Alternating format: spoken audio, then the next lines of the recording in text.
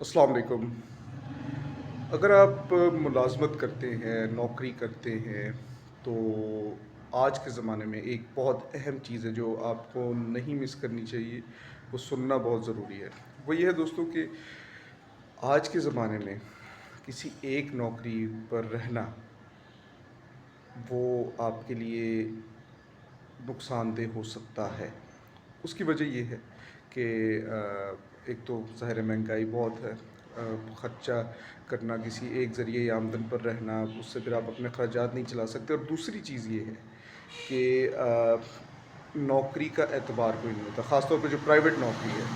सरकारी नौकरी में तो फिर भी आपको तकरीबन आसरा रहता है कि वो आपकी पक्की है, उसमें बस ये एक ख़दशा होता है कि वो आपको कभी कहीं मुंतकिल कर देते, कभी किसी शहर में कर देते, वो एक ख़तरा रहता है। लेकिन वैसे तो सरकारी नौकरी अमूमन परमानेंट होती है, वो रहती है।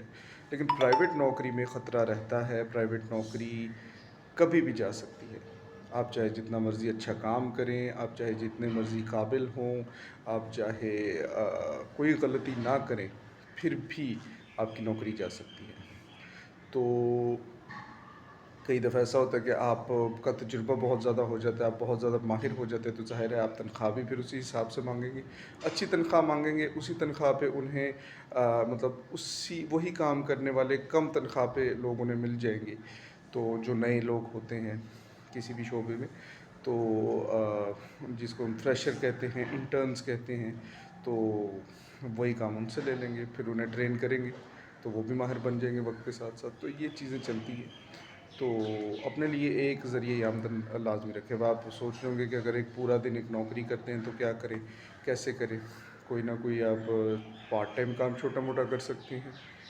तो बहुत सारे तरीके होते हैं, लेकिन मेरी राय में खाली एक ज़रिए आमदन पर इंसान को आज के ज़माने में नहीं रहना चाहिए, ख़ास तौर पे प्राइवेट नौकरी में।